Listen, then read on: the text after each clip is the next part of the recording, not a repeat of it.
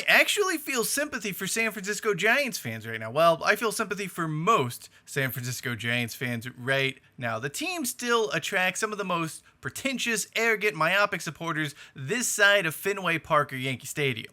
But by and large, their fan base is tolerable, if not slightly annoying at times. They certainly deserve far better than whatever San Francisco Giants ownership has been doing over the past 8 or so years. Yes, the team went out and signed Blake Snell and Matt Chapman, 2 one-year contracts. If history is any indication, the team is banking on these guys to outperform their salary and then not having to pay them in 2025. Let us not forget Greg Johnson stressing the need for the club to break even, only for it to be revealed a few months later that the Giants actually had the second highest profit in all of Major League Baseball for 2022 at $74.9 million. For a supposed business expert, Johnson does not seem to have a grasp of what the words profit and break even mean. By the way, if that's your goal, so be it. Don't announce this to the world during the press conference to introduce your new manager, Bob Melvin. The only reason Larry Baer and company's incompetence does not get more attention is because Major League Baseball is overflowing with terrible leadership. 7 or 8 franchises have threatened to relocate over the past 12 or so months. Cincinnati Reds ownership can't stop insulting its own fans and just, screw Artie Moreno in general. San Francisco, the Giants, should be different. This is one of the sport's marquee franchises and should be run accordingly. Instead, it seems like John Fisher-itis has made its way to the other side of the bay. I am Cheyenne Hollis. This is The Touchback, and what is happening with San Francisco Giants ownership? Money, please. Oh, no, there's no money. Money, please. The first sporting event I ever attended was a San Francisco Giants game at Candlestick Park in 1993. The Little League team I played for at the time was the Mets. The Mets just happened to be in town in April, and my dad acquiesced and drove me all the way down to the Bay Area for this clash, even though it was a school night. All I remember about this game was that it was cold as shit and we left before the 9th inning. Of course, the Mets would tie the game in the 9th inning, only for the Giants to win thanks to a Matt Williams walk-off. I never saw any of that, didn't even hear it on the radio as I fell asleep before we even made it across the Bay Bridge. In my defense, I was 8 years old. A lot has changed for the Giants since then. Those were the early days of the Peter McGowan, Larry Baer, and Charles Johnson ownership group. That Charles Johnson. This Charles Johnson, we sort of underrate though. The ownership group got built what is now known as Oracle Park. Russ Ortiz happened, and eventually San Francisco won 3 World Series. That decade of success, the 2010s, actually masked quite a bit of dysfunction that was unraveling behind the scenes, as people more concerned with money than results would eventually wrestle away control of the franchise. McGowan stepped down in 2008, although it has been reported the move was basically forced upon him. He was told to leave his position of power by the club's dark and mysterious executive committee, which is comprised of the team's 10 largest shareholders. While some have pointed to his involvement or lack thereof of oversight in the team's steroid scandal, it is widely believed the executive committee was far more annoyed with his free agent spending, including that ill-fated contract for Barry Zito. Bill Newcomb was tapped to replace McGowan as Giants managing general partner and CEO, but didn't last long despite overseeing the franchise's historic World Series victory in 2010. With the team printing money at this juncture, Newcomb wanted to keep the momentum going in 2011 and beyond. To do that, he spent money, and quite a bit of it. San Francisco's dark and mysterious executive committee did not like that one iota. They were extremely annoyed they were not consulted over payroll decisions. That is because they were going to block them. Newcomb was shown the door, with Baer moving into the CEO role and Johnson becoming principal owner. Now, the Giants did go on to win the World Series in 2012 and 2014 as the last vestiges of the McGowan and Newcomb eras sort of filtered their way out of the organization. Since then, the team has been the poster child of mediocrity. Well, apart from that 2021 season, which was one of the biggest flukes in baseball history and made absolutely no sense. Anyway, given what we know about the Giants' profitability, both in recent times and historically since Oracle Park opens, it really provides some needed context for this recent bout of free agent spending. I get the sneaking suspicion that the club's ownership, the executive committee, is well aware of the fact that the club's profit margins are far higher when it is mediocre.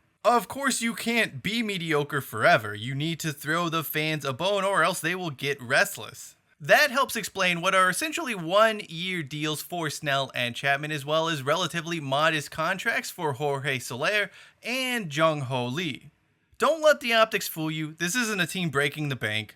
Not when we know that the franchise rakes in a ton of money every time it qualifies for the postseason, and the deeper the run, obviously, the better. The issue here, though, or the challenge, I guess, for ownership is the fact that it cuts into the profit margin, because that means you're spending more money on players. That excess revenue is usually eaten up by extremely higher salaries and payroll. This brings us to the previous few seasons of free agency for San Francisco. Those supportive of the current ownership group like to cite their attempts to sign players like Aaron Judge and Carlos Carrera. Let's call these what they were: token moves, a win-win for ownership. Either they land the player, make a ton of money in merch sales, and continue on the path of mediocrity, or they don't sign the player, pocket the money, and get to say they tried. The end result in either case is the same, by the way. The Giants ownership group pockets a lot of money, trots out a bang average ball club, and gouges fans at every corner. The real reason why players do not want to sign with the San Francisco Giants is the fact that they have seen this story play out over the past 7 or so seasons.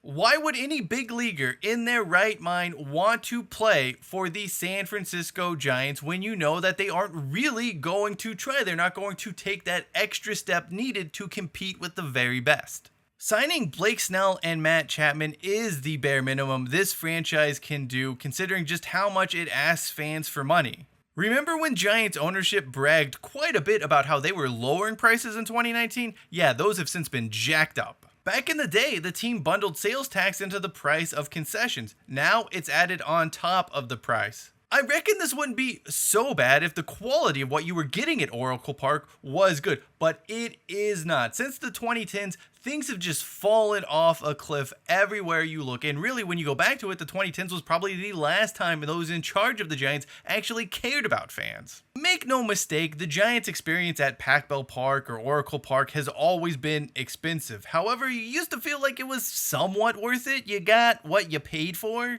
Well, as close to it as you can get at any sporting event. In 2024, though, the Giants ballpark experience, it's a jip, and a pretty bad jip at that. You know, though, that's fine when you're winning ball games, though. People will put up with that. The Giants aren't winning ball games, though. They're extremely mediocre. All of this makes perfect sense when you look at who's actually calling the shots at Giants HQ. First, you have Charles B. Johnson, the principal owner. A man who's likely holed up somewhere in Florida getting scared by Fox News and funding efforts to incite race wars. There is his doofus son, Greg Johnson, who walks and talks like the certified public accountant he was trained to be. Then there is Bear, who does seem like he cares about the franchise, but also realizes he's more expendable than one of those Imperial Army generals in Star Wars. Yeah, you may be in charge of a really big ship or whatever, but the minute you cross someone else higher up on the food chain, well, we all know how that goes for you. You have failed me for the last time, Admiral. Captain Piet. Yes, my lord. Bayer is there very much to do the bidding of the Giants executive committee, and what they want right now is to make money. Owning part of a baseball team is just another vehicle for them to line their pockets. I'm not entirely unsympathetic to that. There's nothing wrong with owners striving to break even. There's nothing wrong with owners striving to make money even. But making money should not come at the expense of gouging fans and fielding an uncompetitive team.